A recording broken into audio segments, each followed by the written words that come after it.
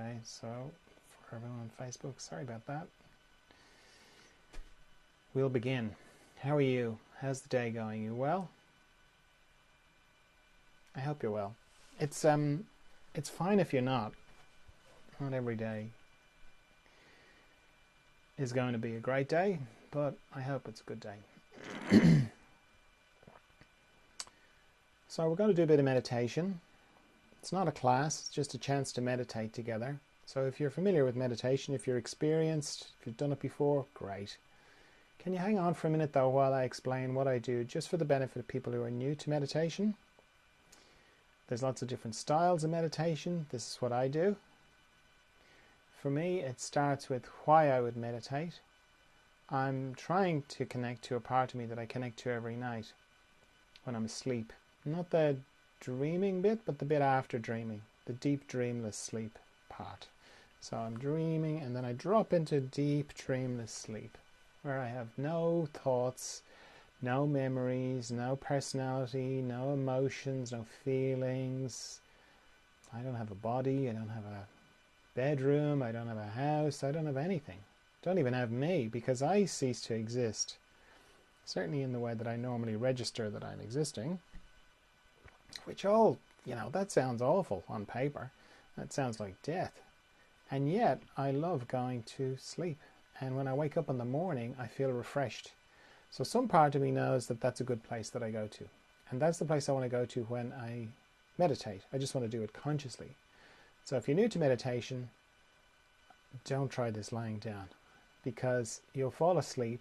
Or if you don't fall asleep, you'll battle sleep. Both of which are counter to what you're trying to do.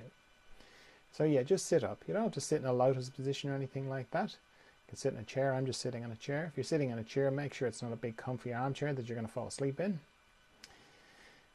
So as I said, there's no thoughts in this place. So it's like a room I go into that my mind has to sit outside the door of.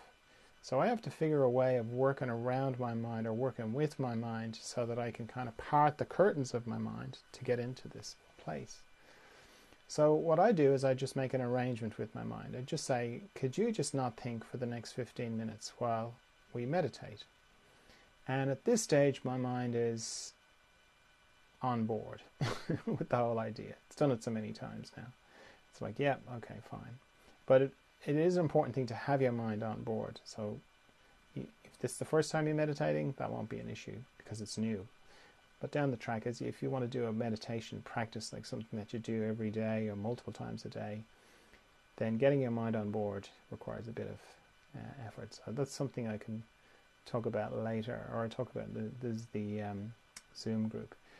Because what I failed to mention when I started was these daily meditations are part of the further emergence work I do. And I'll explain what further emergence is when we're finished the meditation.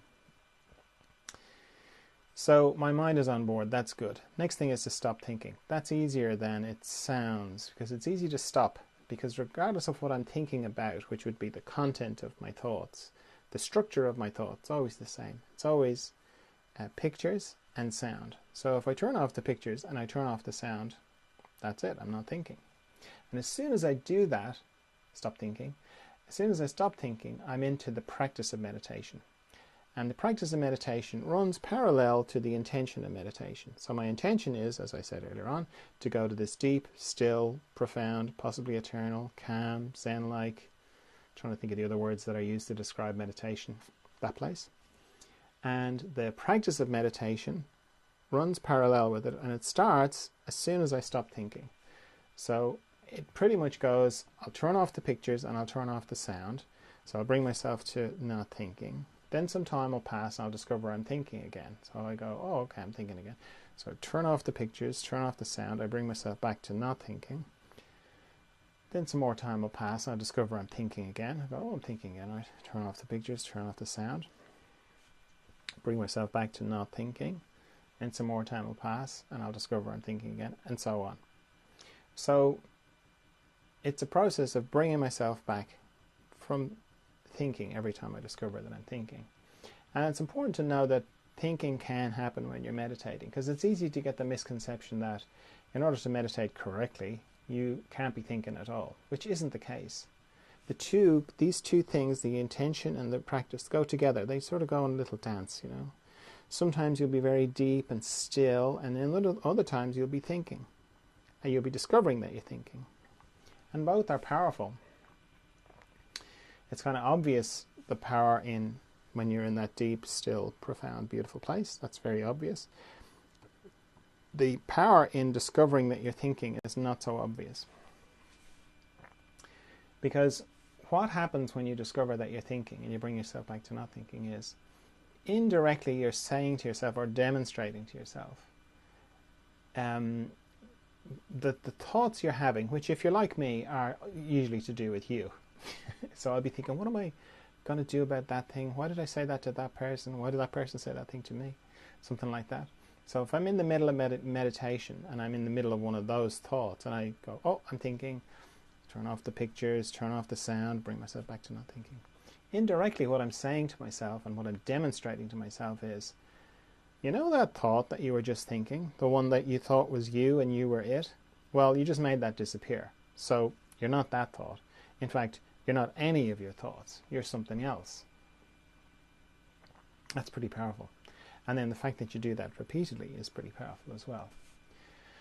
So the main thing is not to, get tied up or not to add to your thinking by thinking about, oh, I'm just thinking too much here. I shouldn't be thinking so much, or I'm having to bring myself back from thinking how many times.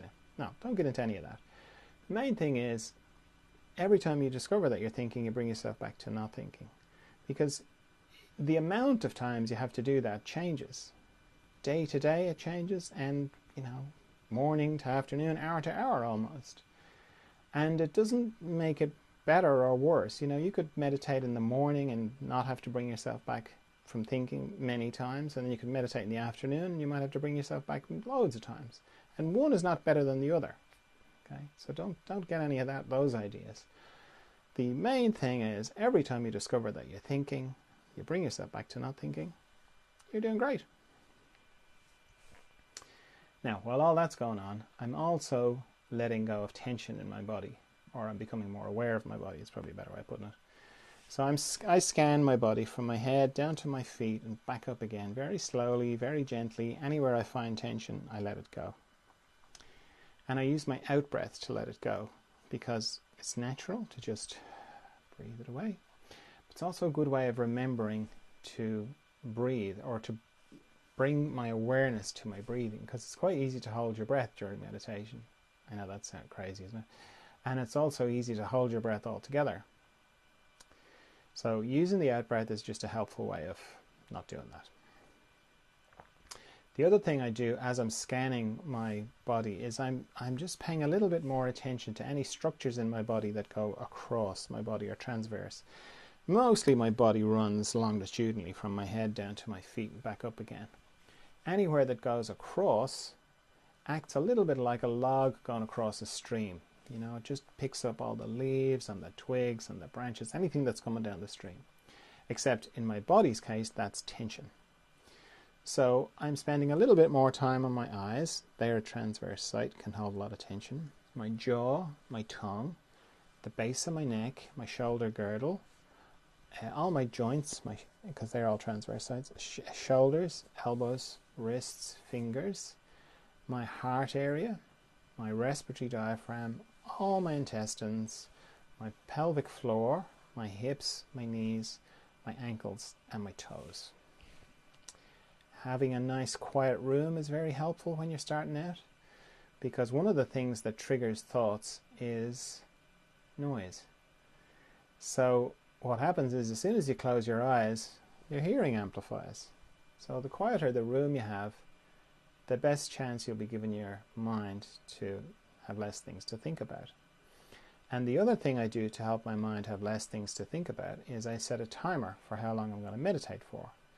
Now I'm going to set my timer for 15 minutes because that's the length of the meditation. But if you're new to meditation, I'd suggest that you set yours for 5 minutes and then repeat that 3 times, because 15 minutes is a long time if you're not used to it. I know that sounds crazy, but if you're just starting out and you, even with a timer, around 7 minutes your mind is going to kick in and go that you didn't turn the timer on, you've lost internet connection if you're relying on my timer, or something along like that.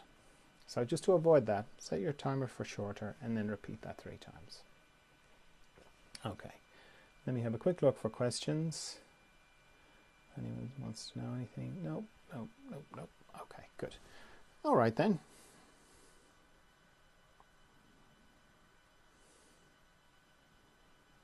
Off we go into the mystery.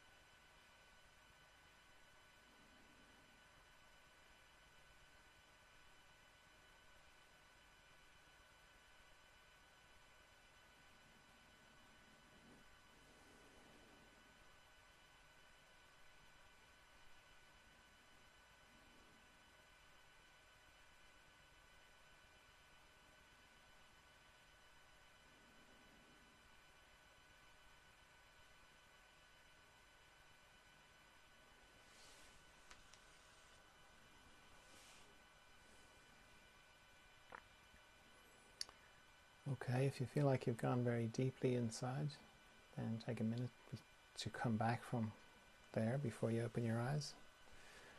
Or if you feel like you can hold the inner space and the outer space at the same time, then just open your eyes. And if when you do that you feel like you lose contact with the inner space, you can always just close your eyes again, reconnect. Oh yeah, there it is. Open your eyes again. Oh no, I lost it again. Close your eyes, and so on. You can use your eyes like a valve, to balance the inner space and the outer space. As I said at the beginning, these daily meditations are part of the Further Emergence work that I do. Further Emergence is to do with growth, inner growth, or growth in consciousness, or you could say spiritual growth, or growth in awareness, that kind of growth.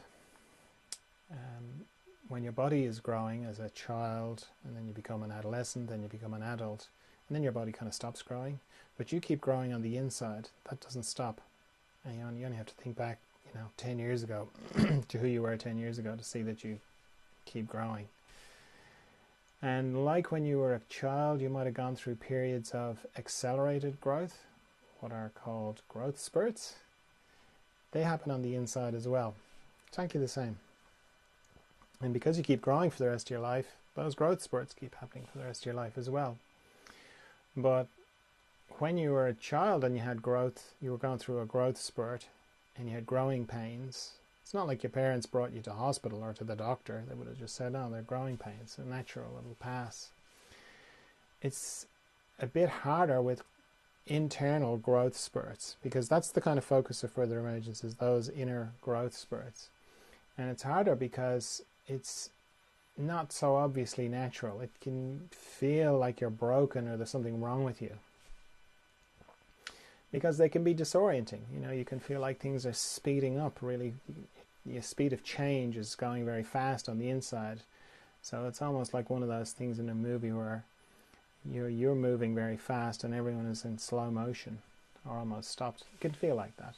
You can feel very distanced from your life, or out of place in your life, your own life, the life you created. You can just sort of wake up and go, who am I in this, and how did this happen, and how am I here, and I just don't feel like I fit in this anymore.